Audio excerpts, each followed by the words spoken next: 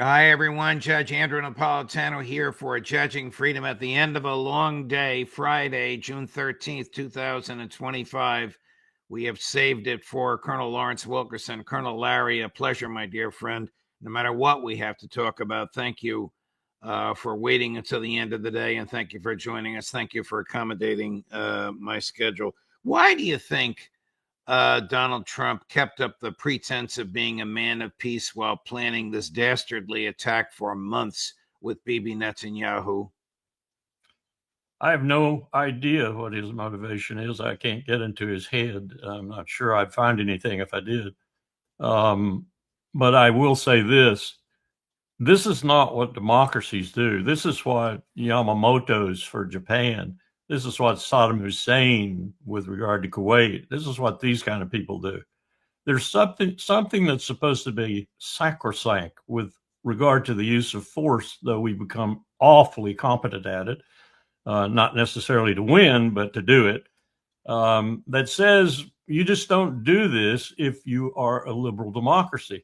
And let me give you an example. In 1991, when we were poised in the desert, Powell challenged me to write a strategy document. I did, one page, took it into him. He read it. He said, "This is really good, LW. This is really good. But let me tell you," leaning back in his chair, "why I'm not going to even consider implementing it. This would mean pulling a subterfuge on not only Saddam Hussein and the region, but also the American people. I will not do that. I know it would probably gain tactical surprise, but I will not do that. Take your paper." Colonel, we're not going to bother repeating them, but we've been playing all day Trump's one-liners about he's a man of peace. Joe Biden is so weak he would start a war against Iran over and over and over again. And then the statement that he came out with about 5:30, quarter of 6 this morning, acknowledging that he knew about this all along and that he was just going to get tough with Iran because it wasn't coming to his side in the negotiations. And if you don't do what we want at the negotiating table, we will kill you. Professor Sachs said this morning it's the most fascistic statement made by an American president in the modern era. Concur 100%. And if he didn't understand what he was saying, it's even more dangerous. Man, I wonder if he understands what he's saying. I'm tired of reading it. I've read that statement aloud many times. You've seen it. The statement he issued as the sun was coming up, but he apparently didn't talk to his Secretary of State. Apparently who was not. Also his national security advisor. I'm not talking about Steve Witkoff, the real Secretary of State. I'm talking about the one that was confirmed by the Senate. Chris, that full screen. Here's what Marco Rubio said last night. The first two lines are bald-faced lies, Colonel. Tonight, Israel took unilateral action against Iran. All right, that's true. We are not involved in strikes against Iran, and our top priority is protecting American forces in the region. Israel advised us that they believe this action was necessary for its self-defense. I don't have to read the rest. Why would he lie like that? And why would Donald Trump contradict it? Because he's, Rubio, fearful of his own assets, which we were significantly after 9/11, and in the region. And he's got a lot of them over there, and they're not very well protected in terms of military action against them. That's the reason, probably. And secondarily, he thought, and probably was convinced by the president, I would imagine, that he ought to say that. Didn't realize the nature of the lie he was telling, because I don't think Marco Rubio is well read into the real machinations of this administration. Colonel, I think you're 100% correct. And if you look at the time, that statement came out about 11 o'clock last night. President Trump's "I know everything." By the way, he literally did say that to the New York Post in an interview earlier today. But his "I know and knew everything" statement came out around 5:30 this morning. So it's about 7 hours later. One wonders if Trump communicated with Netanyahu and didn't even tell his own Secretary of State. Could be, or he could be. Both are possible. he could be asserting his ha control over Marco Rubio. Yeah. What is the likely involvement of CIA in this, Colonel? Complicit to the hilt. Mossad and MI6 also. This matches Ukraine so closely that they have been doing this for months. They've been putting these drones in place to attack the air defense systems. These are drones that popped up at the propitious moment and attacked the air defense system, which technically really had no defense against that close an assault and that type of an assault. So they successfully neutered their air defense system by infiltrating these drones well before the actual attack. Wow. Kind of like the cell phones. Yeah. How badly, from your sources, your non-public sources that you can reveal to us, not the ID of the source, but the information they gave you, was the damage to Ukraine? The BBC says unprecedented damage. Haaretz itself says pretty much the same thing. To Iran? To Iran. To Iran.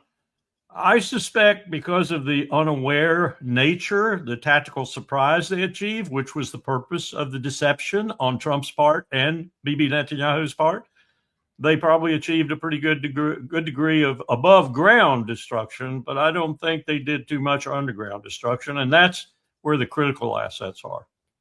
Do you think that Israel is or was or remains capable of substantially impairing the nuclear enrichment program of Iran, since all of it takes place, God knows how many meters or feet underground?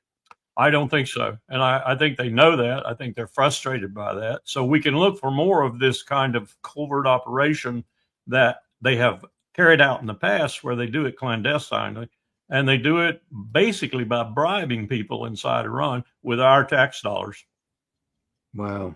Well, were you surprised that Mossad set up some sort of a staging area inside Iran into which they smuggled drones? I mean, that can't be easy to do. Nah, Iran's a big place. It's not like Israel. You know, Israel's not, well, it's about the size of Greater London. Iran's a vast country, and there are all manner of places where you can camouflage, cross the border, get away with it.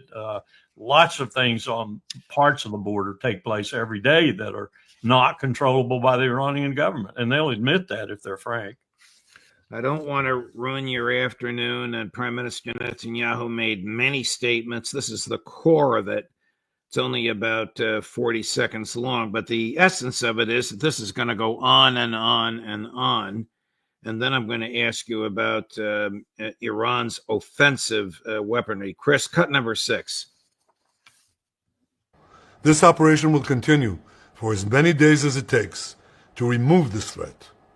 For decades, the tyrants of Tehran have brazenly, openly called for Israel's destruction. They've backed up their genocidal rhetoric with a program to develop nuclear weapons. Iran could produce a nuclear weapon in a very short time. It could be a year, it could be within a few months, less than a year. This is a clear and present danger to Israel's very survival. Israel will never allow those who call for our annihilation to develop the means to achieve that goal. Tonight, Israel backs those words with action. All right, some bluster. I don't know. How do you read that? Him using the word genocidal is laughable if it weren't so bad. He's been saying that, Judge, for 15 years. He said the same thing about Iraq when we were contemplating going into Iraq in 2003. If you do that, it'll save the region. Everything will be okay. It'll all be copacetic. Of course, he meant as soon as you do Iran afterwards, and as soon as you do Syria afterwards. Well, they've done that now, and Iran is the last target, if you will. And I've no doubt that he's sincere about wave after wave if necessary, but I think he's going to find it increasingly difficult as Iran gets back to its feet, gets new leaders into place and such. And they're probably doing that right now. Probably won't take more than about 48 hours. And this salvo that they're firing right now will probably increase in intensity and duration.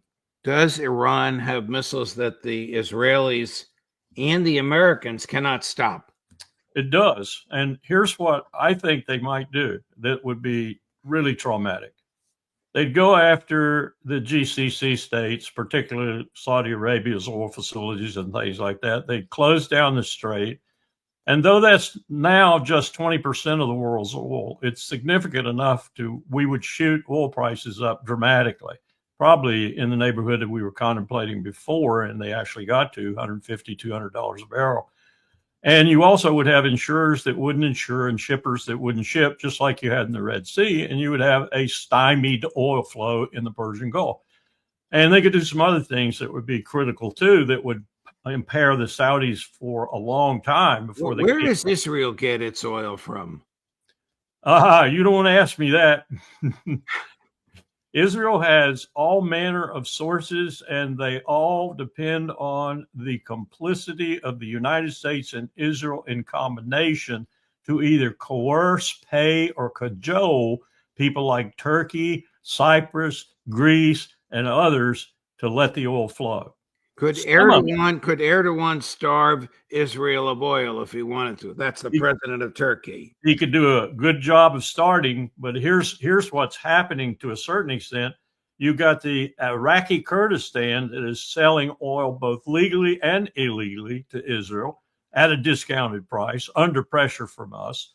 And you've got other things like that going on with rogue oil, and they get plenty of oil because no one has the guts to stop it or the inclination to, because they make so much money off of it. Look at what they did to the yacht in the ship that had Greta Thunberg aboard.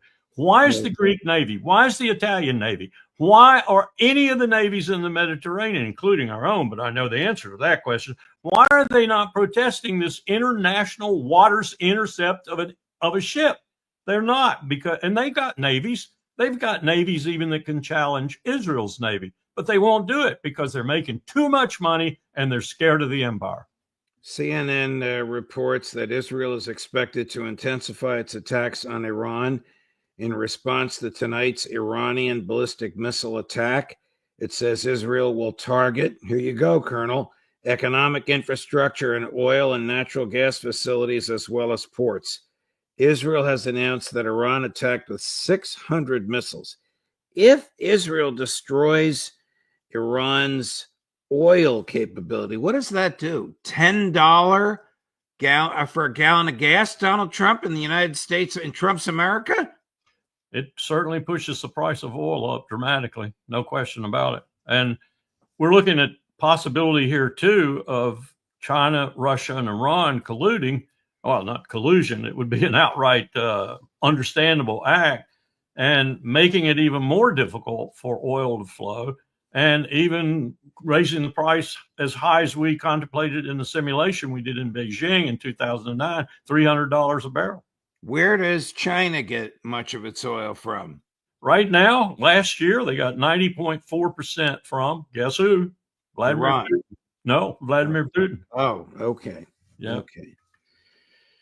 Okay. Where do you see this going, Colonel? I think we're in for an interminable conflict, and I'm thinking it might morph into a regional war. And what will the U.S. do? We have 90,000 troops there. Is Hegseth going to send another 100,000? Do we even have them? Most of these troops, though, are not combat troops. Yes, Ritter said the same thing. They are very vulnerable, very vulnerable. They do not have air defense. They don't have any significant security perimeter. They could make a hasty one, and you put cooks and bottle washers out there, essentially. But it's a naval headquarters in Bahrain, for example. It's an airfield that is not very well defended at all in Qatar, the largest in the world. It's airfields in Saudi Arabia, and we all know how good the Saudis are at defending things. Look at Yemen. So it's ripe for disaster, but that's what Netanyahu wants. He wants them to attack U.S. assets and bring the U.S. in a significant way. Would he attack U.S. assets and make it look like it came from Iran? Would you put that past him? Not a bit. I wouldn't put it a foot past him. Wow. I don't think he's going to have to, though. I think the Iranians are going to be quite angry, justifiably so, and I think they probably are going to widen this conflict. if for no other reason. Will other nations with significant militaries like Egypt or Turkey get involved? Doubt it very seriously. It's just not in their significant interest to do so. And wouldn't there be pressure on President Erdogan from I'll use the old phrase, Arab street, from the average Turk? Judge it. If these thousands and thousands of women, children, babies dying in Gaza aren't motivation for Erdogan, I don't know what ever would be. Making too much money. Well, I will give Netanyahu credit. When he was finance minister, he set up a lot of this, where people are actually making money off of Israel, and Israel off of them too, and they don't want to end that. So, Chris just sent me flight maps reported on X, formerly Twitter. Benjamin Netanyahu's presidential plane with the name of Wing of Zion took off from Tel Aviv at 11:22 this morning, local time. It landed an hour and a half later in Athens, Greece. Is that credible, Colonel? Is he fleeing the country? I think he's probably just making a planned trip. I don't know. I can't crawl into the head of the air controllers or whatever, but that is interesting that he's going to Athens, because that would be, unless it's just an intermediate stop, I have no idea why he's going to Athens, unless maybe the Greek government demarched him and he's going up there to read him the riot act. I mean, is he fearful of his own life, fleeing the country whose military he wants to lead? Well, he would not be fleeing it because of fears of Iranians. He'd be leaving it because of fears of his own people. Can you say that again, please, Colonel? And Chris, can you cut this clip? He would not be leaving and flying out of Israel because of his fear of the Iranians, but fear of his own people. How precarious is Bibi Netanyahu as the head of the government? I've said that he's been in trouble for weeks now, and I think the trouble is only deepening and becoming more profound. And if these missiles keep impacting in any significant way, they're going to deepen even more. Wow. Israelis do not understand. They do not understand. The great majority of them don't understand that they are the reason bombs are falling. Now, as long as they fall on innocent Palestinians, that's fine with them, 82% of them anyway. But when they start falling on them, it's an entirely different matter. Look how fast they unasked those homes up there north of the line of contact in Lebanon. They will leave forthwith. Colonel Wilkerson, what advice would you give to President Trump if he called you up and asked for it? Cease and desist and tell Bibi the same thing, or you will clamp down on him like he's never been clamped down on before. We're at a point now. They got the point. 200 planes flew in. You achieved tactical surprise. You did damage. You assassinated, I want to say murdered, a lot of the key people in Iran, both in the nuclear program and in their military leadership. Be satisfied. Shut your mouth. Stop. And I'll go back to the table if they will come.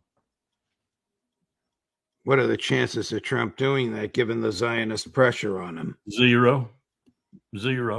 He's reveling right now in his, he put down his Secretary of State. He advanced himself as a wartime leader par excellence, even though all he does is use proxies. And he's established diplomatic leverage, however useless it might be. And he's spending $50 million tomorrow on a parade, on his birthday, on a parade. Yep. Gee, I wonder if it'll rain. I wish it would snow. Colonel, thank you very much. I think you know that I conflated your name with another great Colonel, Doug McGregor, and I called you or him Colonel Larry McGregor. Obviously, it's been a long day. I have nothing but the highest respect, and as you know, since I kissed your head, even affection for you. If I kissed McGregor, he'd push me away. Well, I kissed you and you hugged me. Well, I have no problem being conflated or confused with Doug McGregor. Thank you, Colonel. Thanks for your time. It's the end of a long day and a long week. The week did not end up as it began, but here we are doing our best to analyze and describe it. Deeply and profoundly grateful for your assistance. We'll look forward to seeing you at your usual time next week. Thank you. Take care. Thank you, Colonel. And next week, of course, on Monday morning, Alistair Crook at 8 o'clock, Ray McGovern at 10, Larry Johnson at 11:30, and probably more of our regulars as the day and as the events progress. Thank you for watching. Judge Napolitano for Judging Freedom.